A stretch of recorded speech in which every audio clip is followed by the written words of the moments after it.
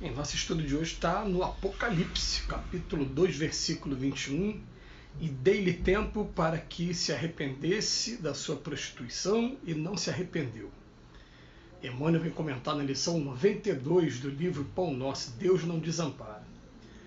Se o Apocalipse está repleto de símbolos profundos, isso não impede venhamos a examinar-lhes as expressões compatíveis com o nosso entendimento, extraindo as lições suscetíveis de ampliar-nos o progresso espiritual.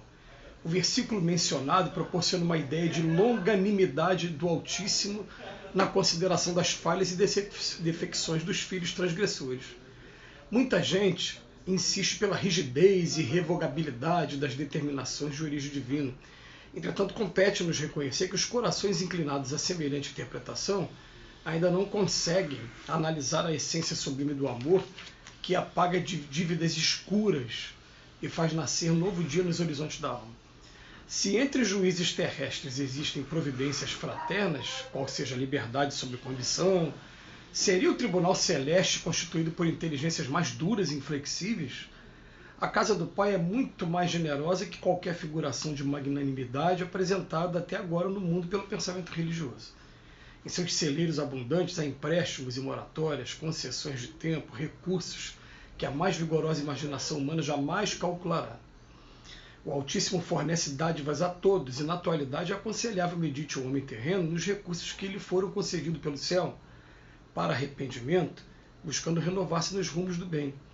Os prisioneiros da concepção de justiça implacável ignoram os poderosos auxílios do Todo-Poderoso, que se manifestam através de 1000 modos diferentes. Contudo, os que procuram a própria iluminação pelo amor universal sabem que Deus dá sempre e que é necessário aprender a receber. Gente, quando a gente para estudar a doutrina espírita, eu vou puxar mesmo a sardinha para a gente, quando ela traz para a gente a informação de que todos fomos criados simples e ignorantes, ponto zero, tanto de inteligência como de moralidade. Começando a vida puramente instintiva que foi desenvolvida antes da gente se tornar espírita.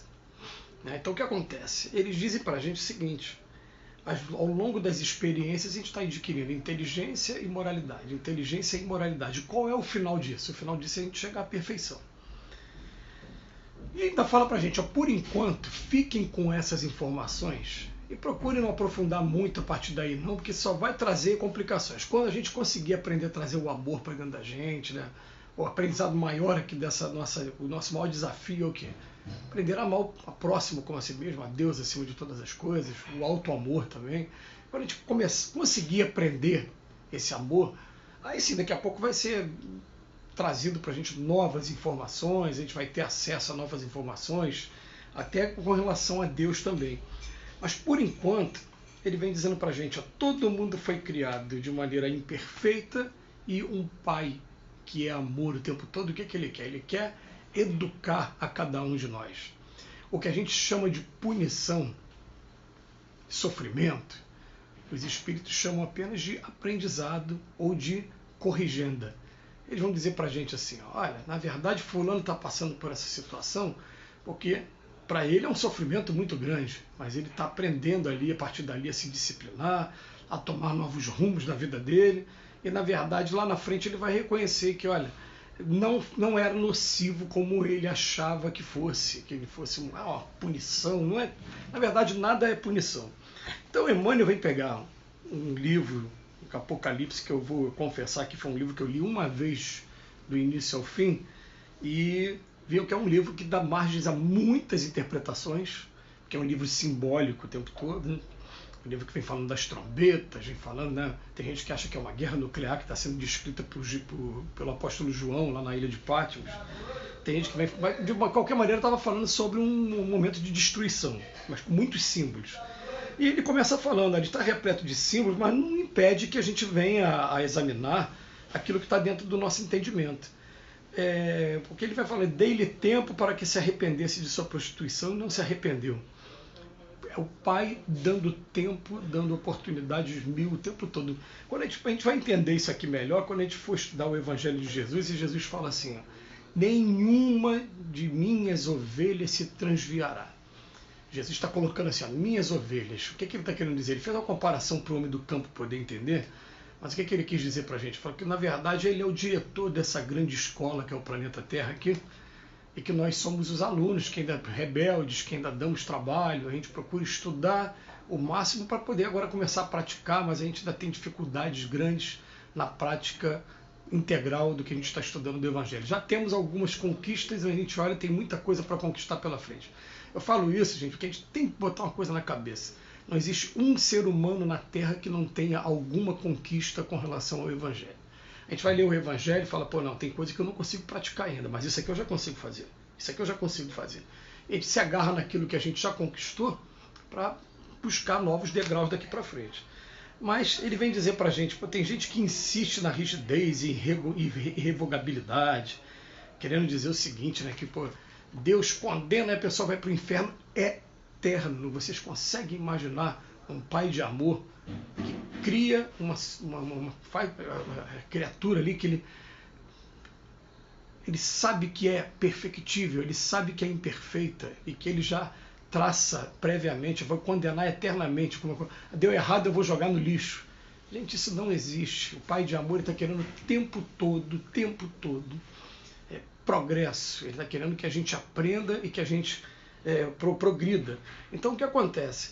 A gente tem que começar a rever essa ideia de inferno, porque até os momentos que a gente chama de inferno são momentos de reflexão profunda, que vão fazer com que a gente daqui para frente tome caminhos mais acertadamente, sem precisar tomar esses caminhos de dor, de sofrimento. Então é essa que é a ideia. Então ele bota aqui para a gente, né, que as pessoas insistem, né, nessa rigidez, mas, gente, se os nossos tribunais hoje, eles já estão trabalhando a ideia de liberdade condicional, e isso ele está falando na década de 40, mas hoje tem muito mais do que isso. Hoje tem penas de multa, já existia na época também. Hoje tem penas de prestação de serviço. Tem muitos crimes que a pessoa comete que chega lá, não, tá, você só vai ali pagar uma cesta básica numa instituição de caridade ou então prestar um serviço para aquela instituição que vai ser tratado ali com um padre, com um pastor, ou então como é o nosso caso na nossa obra social lá do Centro Espírita Leopoldo Machado. A gente recebeu durante muito tempo pessoas apenadas, né, de juizado especial criminal. A pessoa ia lá, combinava com a gente um determinado serviço, depois assinava, acabou. Resolvia o problema. Então, a nossa legislação hoje já permite um monte de condições mais flexíveis. Por que a gente insiste em achar que, na verdade, com relação ao Pai, a coisa é inflexível totalmente? Por que a gente não consegue entender quando Jesus fala que o amor do Pai por cada um de nós é tão grande que ele nos perdoa o tempo todo? Mas para isso, a gente tem que entender uma coisa. É que ele vem falar aqui logo no início do texto. Né? Aquela pessoa que se determina a mudar, se determina a acertar, se arrepende do que fez e que agora quer reparar o mal que fez, gente, as portas todas se abrem. Inclusive, aí vem uma informação que a doutrina espírita traz para a gente que é maravilhosa, que esses sofrimentos artroses aí das expiações, eles costumam pegar aquela pessoa que ainda não teve um relâmpagozinho de arrependimento. Se a pessoa teve um relâmpago de arrependimento e agora quer acertar, as coisas começam a conspirar de uma maneira que ele vai lá para ele poder ficar quite, né? Porque a nossa consciência só fica realmente tranquila quando a gente fez o mal e a gente foi lá e corrigiu o mal, a gente reparou o mal. Mesmo que a gente precise expiar durante algum tempo, mas a gente vai reparar o mal. Reparou o mal, minha consciência fica tranquila e pode botar uma coisa na cabeça. Esses espíritos estão lá na frente, inclusive Jesus, para chegar onde eles estão. Hoje, eles também passaram pelo simples ignorante, porque não existe privilégio para ninguém na criação. Ah, mas como é que Jesus já está lá? Ele já foi criado perfeito? Ele fala, não, ele fala para a gente, ó, sois deuses também. Está lá no Evangelho de João. Tudo que eu fiz vocês podem fazer também, só depende de vocês. A gente vai poder chamar o Jesus assim, Jesus é um irmão mais velho, foi criado muito anterior a gente, e já adquiriu esse aprendizado todo ao longo do tempo, e a gente está aqui agora sob a tutela dele, sob o carinho, sob o amor dele, e ele garantiu nenhuma, quando ele fala nenhuma, quem está falando é a nossa autoridade máxima, que é Jesus, gente. Nenhuma de suas ovelhas se transviará. Então não existe esse papo de jogar alguém no inferno e o inferno ser eterno. O inferno é um momento sim, de reflexão, de remorso, de arrependimento, de acerto de dívidas, mas que depois a pessoa sai dali fortificada, fala, agora eu vou consertar, vou acertar tudo que eu fiz, e quando acerta a gente fica com a consciência tranquila e segue para frente, para o alto com Jesus. Que Ele nos abençoe hoje e sempre.